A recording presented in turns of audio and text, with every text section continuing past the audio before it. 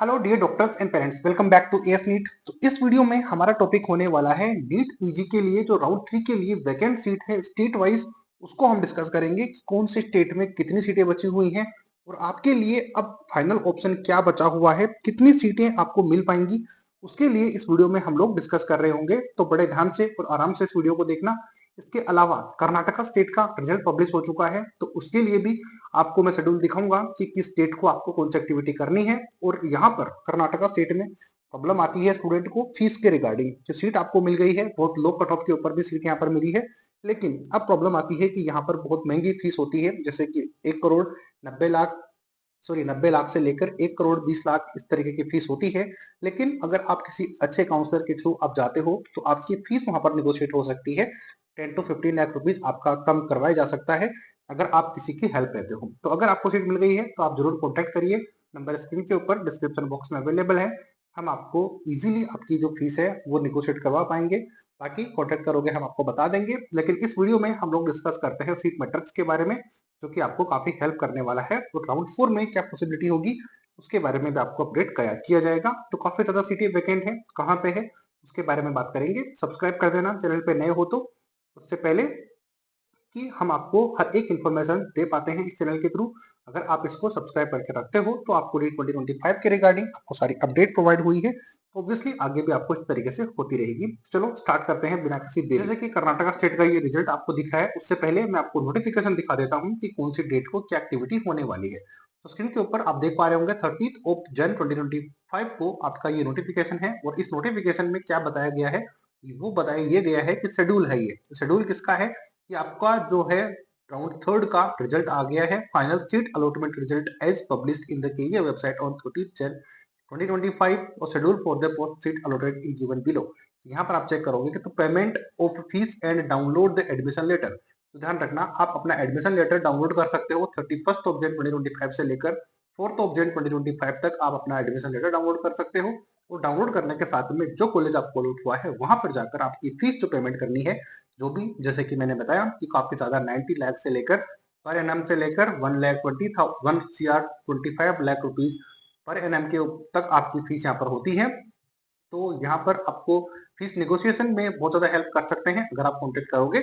यहाँ पर आपको क्योंकि सीट मिल गई है, अब आप इसको छोड़ नहीं पाओगे क्योंकि आपका बजट काफी ज्यादा है, तो ऑब्वियसली आप 40 लाख रुपीज या फिर 35 to 40 लाख रुपीज आप बचा पाओगे अगर आप निगोशिएट अच्छे से कर पाते हो, एक अच्छे चैनल के थ्रू अगर जाते हो तो। ध्यान रखना, last date of report to the allotted college along with the download admission order and 1 sheet of photocopies of the document आज वेरिफिकेशन स्लिप यहाँ पर आपको देनी होती है। तो आप जानते ही हो जिन्होंने रजिस्ट्रेशन किया है उनको ये चीजें नहीं लग रही होगी। तो इसकी डेट है 5 Feb 2025, 5:30 तक, यानी कि 5:30 बजे तक आप ये प्रोसेस कर पाओगे कर्नाटका स्टेट के अंदर अगर आपको सीट मिल गई है। और रिजल्ट इसका पब्लिश हो गया है, जो शेड्यूल मैंने आपको दिखा दिया, और सीट आप चेक करोगे तो यहाँ पर सीट आपको मिल पाई है तो 1,93,122 ऑल इंडिया रैंक तक भी आपको सीट मिलाई है। एमबी माइक्रो बायोलॉजी मिली है, इसकी फीस कुछ इस तरीके से है, यहाँ पर सीटें अलॉट हुई है। तो यहाँ पर आप चेक कर सकते हो काफी लो कट ऑफ के ऊपर भी आपको सीट यहाँ पर मिल पाई है। तो स्टूडेंट जो कि पूछ रहे थे कि हमें सर कहाँ पर सीट मिलेगी, तो हम कंटिन्यूसली गाइड यही कर रहे थे कि कर्नाटका आपके लिए बेस्ट ऑप्शन हो सकता है, या फिर राजस्थान या फिर वेस्ट बंगाल।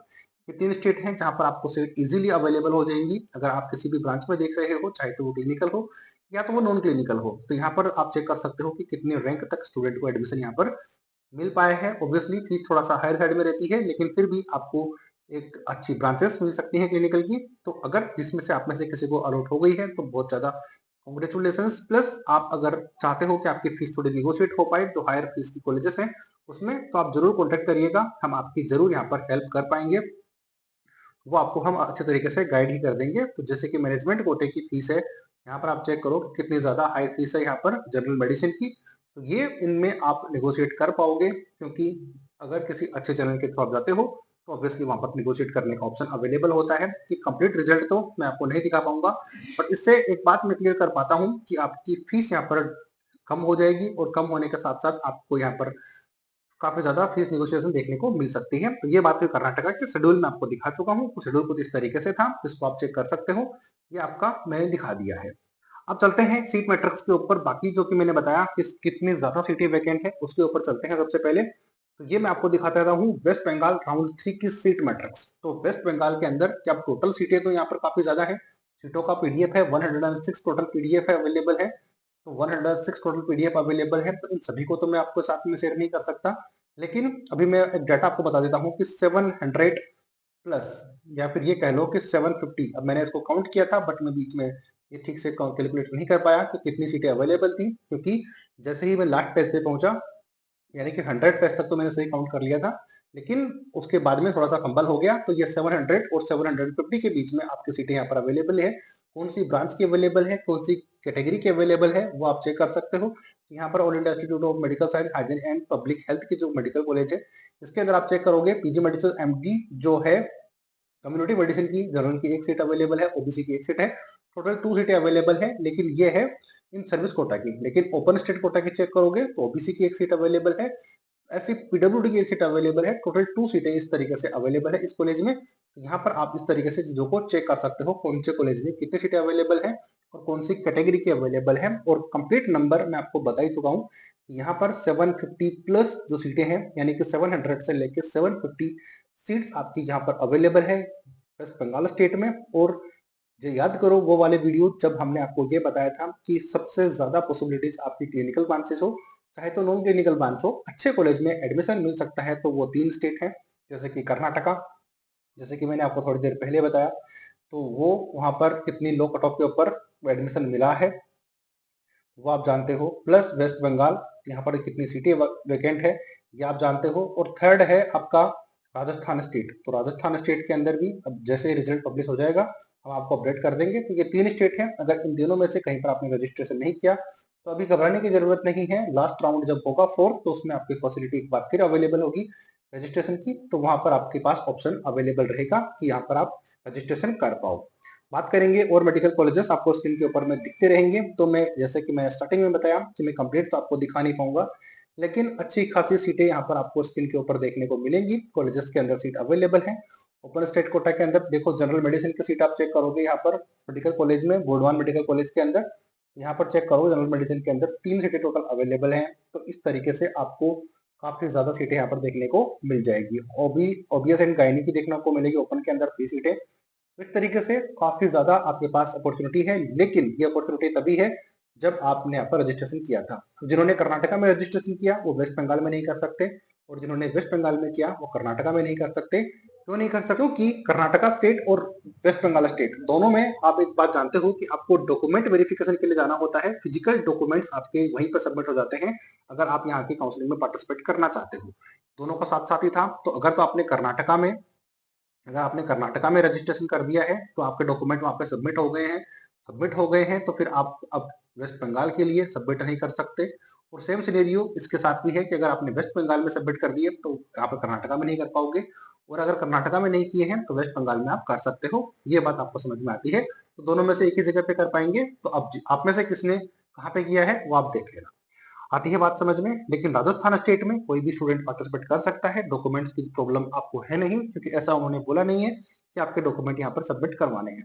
तो जैसे कि मैंने बताया कि वेस्ट बंगाल में 700 से लेकर 700 टू 750 सीट टोटल अवेलेबल है। एग्जैक्ट नंबर मैं आने वाली वीडियोस में और आपको बता दूंगा ताकि आपको प्रॉब्लम ना हो। इसके अलावा एक और स्टेट है जहां पर भी सीटें रिलीज हो गई हैं, वो भी दिखा देता हूँ आपको। बात करेंगे राजस्थान स्टेट की। तो राजस्थान स्टेट के अंदर भी यहाँ पर आप चेक करोगे तो डिप्लोमा की सीटें अवेलेबल है, डीएनबी की सीटें अवेलेबल है, जो कि आपको देखने को मिलेगी यहाँ पर काफी ज्यादा सीटें अवेलेबल है। टोटल नंबर अपन चेक करेंगे, लेकिन उससे पहले आपको मैं ये दिखा देता हूँ।